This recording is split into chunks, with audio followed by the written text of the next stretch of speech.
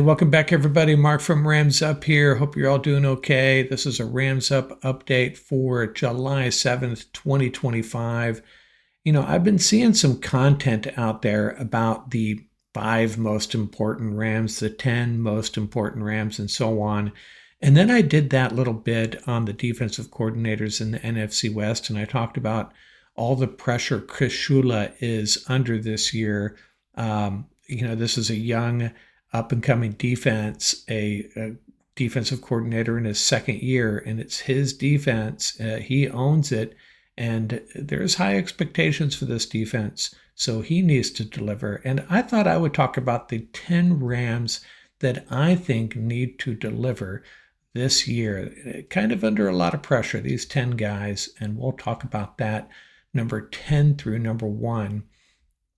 And before I get started, I saw a little bit about some of the problems the 49ers have had with free agency compared to how the Rams have dealt with similar issues. And the 49ers, and yeah, do I pick on the 49ers a lot?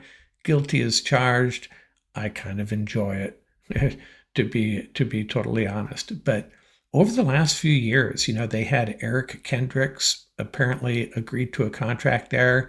And then at the last minute, he bounced over to the Cowboys. DJ Humphries, same thing. They had an agreement. Humphries didn't sign it, bounced over to the Rams. Dre Greenlaw actually had a better offer from the 49ers, and he opted to roll with the Broncos. Jimmy G left somewhat unhappy. And then Devonte Adams, his agent telling Devonte that the 49ers were only paying wholesale. And Devonte saying, I'm not a wholesale kind of guy. And I guess that conversation back and forth went on for a few days between the agent and the 49ers. And they just kept on saying, wholesale price, baby. And Devonte is like, I could just picture him rolling his eyes. And I kind of like what I'm hearing from Sean McVay. I think I'm going to roll with the Rams. So 49ers, the poor draft picks of the last few years. And then if you look at their free agency track record, they maybe had a decent offseason this past year by all accounts in the free agency as far as bringing guys in that can help them. But man, overall, there's,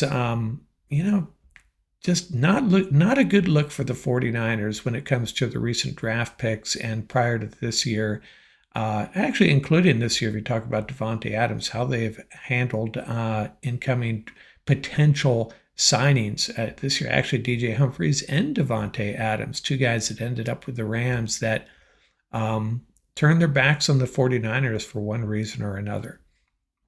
But just wanted to mention that. It's a feel-good Monday. That should make all Ram fans feel pretty good. The 49ers kind of blowing chunks in one fashion or another. Now, it is episode 774 on the podcast, and I've talked about two guys that wear number 74. One of them's obvious, Merlin Olsen, and there's only one other guy, and that is Big John Baker. Actually, two other guys, Big John Baker, and then there's a third guy. And after I talk about this third guy, we will be done with number 74s, thanks to Merlin Olsen. I don't think anyone's going to be wearing that uniform again. So we had Merlin Olsen, Big John Baker, and the only other 74 we can talk about is offensive tackle, defensive tackle, played both ways. Len, I'm going to struggle with this last name, Len Tews. He was 6'5", 242 pounds out of Tulane. Rams drafted him in the 25th round of the 1952 draft. Was it 1952? I believe it was. Yes, 1952. Played 2 years for the Rams, 11 starts, then moved on to the Chicago Cardinals. So we are done with number 74s. We will never talk about another 74 again. You know what? That's not true. I'll circle back and talk about Merlin Olsen a handful of times because there's no one else to talk about. So, and we could talk all day about Merlin Olsen, and maybe we will do just that. So let's look at these 10 players who better deliver, that need to deliver for the Rams to be successful. Now, we don't need all of these guys to deliver, but these are the guys that we're kind of counting on. And number 10 is Coleman Shelton. And, look at it this way. We all had a pretty good feeling about Bo Limmer last year. He had his issues, especially in pass blocking. Made a very costly mistake in that playoff game. So the Rams go out and bring Coleman Shelton back, and McVay just hands him the job. Well, he better get it done. If we're benching Bo Limmer and paying Coleman Shelton some money to come in and solve a problem, is this a solution without a problem? I'm not sure, but McVay seems to think so. So he better deliver. And this offensive line, the two guards on either side of him are pretty solid. And Coleman Shelton, known for his ability to get that offensive line organized, make blocking calls and such.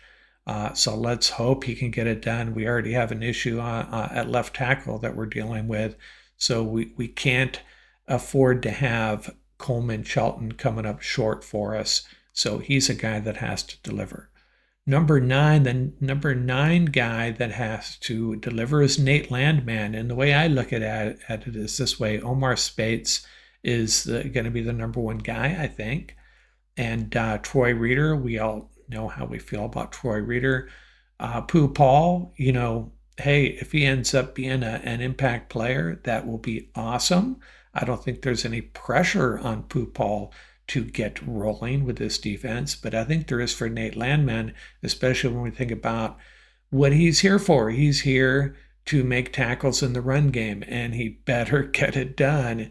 I suspect he's going to be the guy. Could Sean Dolak end up being out there? Pooh Paul, Troy Reeder? I don't know. I think it's going to be Landman and Speights, and we're counting on Nate to seal up that run game for us. Last year, I don't even want to talk about it. There was 2 or 3 times where, the run defense broke down in a serious way, and we're hoping Nate Landman can deliver in that aspect and make sure that doesn't happen again. If teams are going to break off big runs once in a while, but last year that was pitiful. And the 8th guy that has to deliver, and I'm including Quinton Lake, and he's a solid guy. I get it, and there's no reason to question whether he will deliver or not. But this is where I'm coming from on this. We didn't improve our cornerback group. We didn't improve our safety group, and that puts a lot of pressure on Quinton Lake. I think he's a guy that may have to play some star position, play that nickel back position, maybe drop back and play safety. He is the glue that holds that secondary together. So he needs to deliver. He needs to continue playing at a high level, and he will. But if he were to, where I'm coming from on this is if his play were to deteriorate if in any way, it could really impact our defense in a bad way. So Quinton Lake needs to deliver, and I feel pretty confident he would. That's why I have him at number 8 here, and this is an increasing importance is the way I look at it.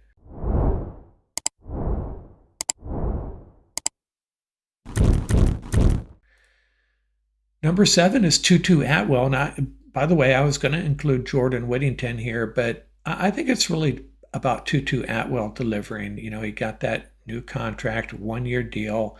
No more Cooper Kupp, and we know what he can do when he's targeted. He's one of the best receivers. He might have been the best receiver on this team last year per targets. Very, very good results when Stafford targets him, and he's going to get a lot more snaps, and I suspect he's going to get a lot more targets. And he needs to deliver when he gets the ball in his hands, especially. We need that explosiveness, and Tutu is a guy that can deliver that, and hopefully he will. So Tutu Atwell, my number 7 guy there. I think he's going to be entrenched as a number 3 receiver, and hoping for big things from Tutu. Let's see who's next. Another wide receiver, Devonte Adams, and There's a little piece of me that is concerned, that Allen Robinson syndrome, and Devonte Adams is no Allen Robinson. So I fully expect, and all reports are that Devonte Adams his play has not dropped off at all. But are we counting on him to deliver? Absolutely. If for some reason his play did take a dip as he gets up there in years a little bit, that's going to be a really difficult thing for this offense to overcome. He is an extremely important piece of this offense. The 2025 Rams offense is counting on him to be, if not our number one, a 1B wide receiver for this offense. He's got to come through for us, and I think he will. But he's got to deliver. That's all I'm saying. And I don't think anyone's going to disagree with that. And who else? Terrence Ferguson is my fifth guy here. And why do I say Terrence Ferguson? I say Terrence Ferguson because more of a long-term thing. We went all in on this draft pick. That's probably an overstatement. He was our first pick. Let's just put it that way. He was our first pick. We dropped back down into the second round and picked up Terrence Ferguson. And it worked out for us, hopefully. We'll have to see. But he needs to come through for us because, we've hit better on third, fourth, and fifth round picks than we have in second round picks. And, we just need him to come through and be the tight end of the future.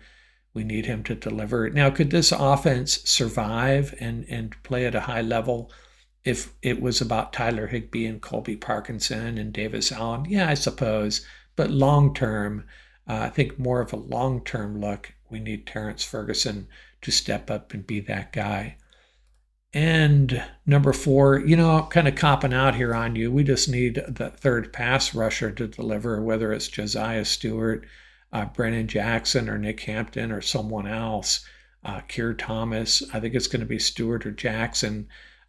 We cannot, we talked about TJ Watt, and, we don't really need a TJ Watt on this defense, but we do need a third pass rusher. TJ Watt would not be a third pass rusher. He'd be a first or second pass rusher. And then you have your third pass rusher, assuming you don't have to give up a Byron Young. But regardless, you still need a third pass rusher, with or without TJ Watt.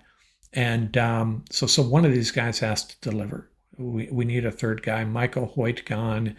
The answer is not Jared Verse and Byron Young. End of story. We need a third guy. And that's going to be crucial for this defense, and especially when you consider what Michael Hoyt's role was last year. I think Brennan Jackson could be well suited for that. Josiah Stewart, a little bit smaller, 240 pounds, not quite sure about that.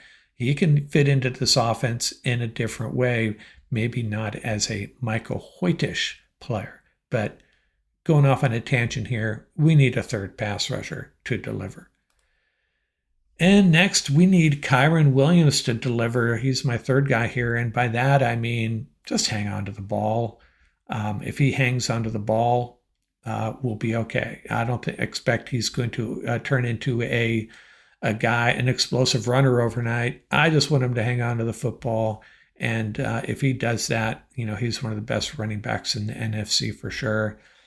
So we need him to deliver ball security. That's what we need him to deliver. And my number two guy is Punam Ford. I talked about, Ian and I talked a little bit about Punam Ford, how crucial he was to improve this defense, the run defense, and someone on the YouTube channel chimed in that they thought he was mediocre in some games. In that playoff game against the Texans, a non-factor. I don't know if that's true or not. I haven't gone back and looked. Sometimes it's difficult to evaluate defensive linemen. We saw that with Aaron Donald, where he'd come out of a game with half a tackle, one combined tackle in a game, and everybody thinks he was a non-factor when actually he was getting triple teamed every down. So I'm not sure where the truth lies with Punam Ford as far as last season, but we are counting on him to be a big part of the solution to our run defense woes that we saw last year. So he must deliver. If he does not deliver what we're expecting in the run defense department, defense is going to have some issues. We added the linebackers to address it. We drafted Ty Hamilton. We have Tyler Davis coming back, a couple of other guys. We have a couple of really big undrafted rookie free agents that could fill a role as run stoppers. Got to make the 53, of course. But it's really about Punam Ford. A lot of pressure on him. He needs to deliver. This defense needs him badly, in a bad way. Punam Ford. And my number one guy right now, based on what we know, it's DJ Humphries.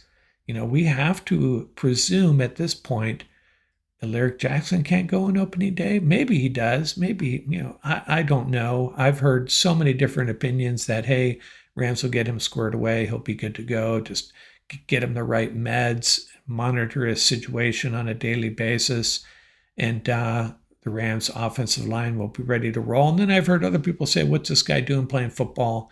It's not safe. Crazy talk having him out there playing in the National Football League in the trenches with his blood clotting situation. I don't know. The truth is somewhere in between. But for now, DJ Humphries needs to deliver. This offense is counting on him. He's got to be the guy. He's got to answer the bell for us. I'm pretty sure he's going to be at least an adequate left tackle. Is that good enough? Is that good enough for this offense to thrive? I don't know. I'd like to see some really strong play out of our left tackle, not just adequate. And I think Humphries is capable. He's proven it in years past. Came back from an injury last year and did not play well. Ended up getting benched by the Chiefs. He's had over a year and a half to heal now. New coaching staff. He's proven when healthy and a little bit younger, very good left tackle. He's got to deliver for us, man. Unless we hear really good news about Alaric Jackson, DJ Humphries suddenly becomes one of the biggest question marks, a guy that has to deliver for this Rams offense to thrive.